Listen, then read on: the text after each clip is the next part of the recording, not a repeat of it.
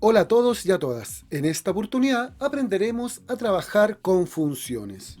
En el contexto de la programación, una función es una secuencia de sentencias que realizan una operación y que reciben un nombre. Cuando se define una función, se especifica el nombre y la secuencia de sentencias. Más adelante, en el código, se puede llamar a la función por este nombre. Ya hemos visto un par de ejemplos en las unidades anteriores. Hay funciones en Python que son internas, como también funciones que podemos crear nosotros. Bien, vamos a comenzar viendo algunos ejemplos de las funciones propias e internas de Python que están disponibles sin declararlas, sin nada, solamente con llamarlas, invocarlas. Y la primera que vamos a ver es la función type, que como ustedes ya saben, esta función nos permite saber el tipo de dato que le pasamos como argumento. Lo que va entre paréntesis en el mundo de la programación le llamamos argumento. En este caso le voy a pasar un entero, un número 15, y para saber el tipo de dato debemos imprimir esta función con su argumento, ¿verdad? Entonces print, cerramos en paréntesis y vamos a ejecutar. Esto ustedes ya lo saben y nos indica que la función es de tipo entero. Podemos pasar un hola mundo como argumento y debería ser, como nos indica acá, un tipo de dato string. Otras funciones internas y propias de Python son las funciones min y max. Estas dos funciones nos darán específicamente el valor menor o mayor de una cadena o de una lista de números. Veamos un ejemplo. Vamos a imprimir entonces el valor mínimo de un string, que en este caso va a ser arroz.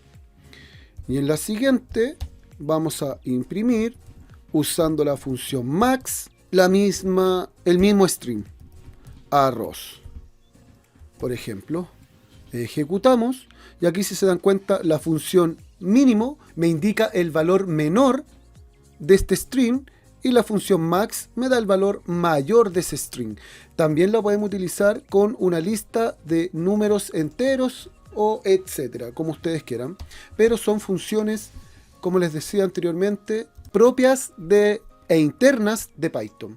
Otra función muy utilizada también en Python y que es interna propia del lenguaje es la función len, que nos permite saber cuántos elementos hay en su argumento. Como argumento yo le puedo indicar o pasar un string o algún tipo de argumento numérico. En este caso le vamos a pasar un string. Hola mundo. Ejecutemos y nos indica que hola mundo tiene 10 caracteres. Acá en este caso se cuenta también el espacio como un carácter más. Vamos viendo otra función interna de Python y que también nosotros la hemos utilizado bastante, son las conversiones de tipos de datos. Recordemos que yo puedo convertir con la función int un tipo de dato que, si lo paso entre comillas simples, por ejemplo, si pasamos el número 10 como argumento, con la función int vamos a estar convirtiendo este argumento a un tipo de dato entero. Veamos un ejemplo de ello. Vamos a ir mostrando con la función print lo que va sucediendo al utilizar estas funciones internas de conversión. Por ejemplo, si usamos la función int para convertir un número de punto flotante de tipo float, veamos lo que va a suceder. Automáticamente, al convertirlo a un dato de tipo entero con la función int, lo que hace es cortar los dígitos que están después del punto flotante, o sea, los decimales, al usar el int. Veamos qué sucede si ocupamos la función de conversión float y le indicamos como argumento un tipo de dato string. Veamos si nos permite hacer la conversión a float. Ejecutemos. Y si se dan cuenta, me sirve para convertir la función a punto flotante. Como después del primer número que está después del punto flotante, es decir, el primer decimal, si hay puro cero, también lo va a cortar, pero lo va a dejar como punto flotante porque estamos utilizando la función float para convertir, que hasta el momento esto es un tipo de dato string por estar con comillas simples, igual me hace la conversión a un número decimal o punto flotante. Si yo agrego más números después del primer dígito que está a continuación del punto, de esa forma no los va a cortar y los va a incluir todo, y este dato ya va a ser de tipo punto flotante o decimal. Bien, estos son algunos de los ejemplos de funciones internas de Python.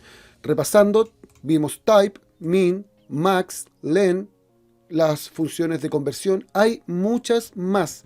Hay varias funciones internas de Python. Hay algunas funciones, por ejemplo, súper interesantes, como la función random, pero para trabajar con esta función debemos importarla, ¿cierto? Usando el comando import y la librería random. Ahí sí, para poder utilizarla. Pero esto será para la próxima unidad. Vamos a empezar a importar distintos tipos de librerías. Pero eso, como les dije, es en la próxima unidad. Bien, ahora vamos a pasar a las funciones diseñadas por nosotros. Bien, vamos a crear una función súper simple, que es para sumar dos números.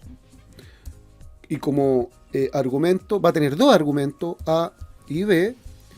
Las funciones, al igual que los bucles, las condicionales, la sentencia while, lleva 2 puntos. Eso lo tenemos que tener muy claro. Y lo que vamos a hacer al interior de esta función es sumar dos números, y para ello podemos retornar su resultado. Y inmediatamente acá sumaríamos A más B, los argumentos, lo que estamos recibiendo como parámetro, lo que nos envían como parámetro y lo recibimos como argumento. Bien, ahora pasemos a entender la función. Todas las funciones en Python utilizan la palabra reservada def. Con la palabra reservada def, Python sabe de lo que viene a continuación es el nombre de la función. Lo que sigue puede que lleve o no argumentos, y puede llevar más de un argumento, ¿ya? Y la palabra reservada return nos va a permitir retornar el resultado de esta función. Ahora vamos a invocar esta función. Para ello vamos a crear dos variables, n1, le vamos a asignar un valor entero. Vamos a crear otra variable, n2, también le vamos a asignar un valor entero. Luego vamos a invocar a la función suma. Para invocar a la función suma debemos escribir el nombre de la función y como parámetro le vamos a pasar estas dos variables. Entonces le vamos a enviar n1, n2. Repito, de esta forma vamos a invocar a la función. Bien, entonces mi programa quedaría de la siguiente forma. En esta sección del código sería mi programa principal. Desde acá parte mi programa. Python, cuando identifica la palabra reservada def, sabe que es una función y no la va a interpretar, ¿ya?, hasta que sea invocada. Por lo tanto, mi programa principal partiría de acá. Y cuando llega a invocar a la función, llama, ahí recién se devuelve hacia donde está la función y ejecuta su sentencia. ¿Ok? Por lo tanto, como regla en Python, todas las funciones deben quedar arriba de su invocación. No podemos invocar y después crear la función, ¿ya? Eso hay que tenerlo súper claro. Por eso, como buena práctica, se recomienda tener las funciones definidas antes de nuestro programa principal, que es donde se van a solicitar los datos, ¿cierto? Y acá solamente vamos a invocar cuando necesitemos que procese o que realice alguna operación con los parámetros que le hemos enviado, o simplemente que ejecute alguna acción sin enviar parámetros. Vamos a ejecutar nuestro código y no tenemos error, pero tampoco nos muestra nada. Por lo tanto, como le estoy mandando acá parámetros, acá lo está recibiendo como argumento y me retorna de inmediato su resultado. Para visualizar ese resultado lo podemos hacer de dos formas. La primera sería resultado, creo una variable resultado, es igual a la invocación de la función suma. Por lo tanto, lo que me retorne esta función lo va a almacenar en la variable resultado. Y acá no nos queda otra que imprimir resultado. Ejecutamos. Ahora sí, resultado, bien, ahora sí. Y nos retorna entonces la suma. También podemos crear otra función que no retorne nada, que solamente se ejecute su código y desde allí podemos imprimir el resultado. Para ello vamos a definir la función hola, sin parámetros. Lo que vamos a hacer acá es imprimir un texto, por ejemplo, hola mundo. Y hasta ahí llega mi función. Solamente tiene una sentencia. Y de acá mismo, en mi programa principal, incluso acá arriba, podemos invocar a la función hola y paréntesis. De esta forma la vamos a invocar y nos va a mostrar el mensaje hola mundo que está al interior de la función hola. En este caso, y como buena práctica, también se recomienda que las funciones partan por mayúsculas seguidas por minúsculas. Para cuando las veamos en nuestro código, rápidamente podemos identificar que se trata de una función.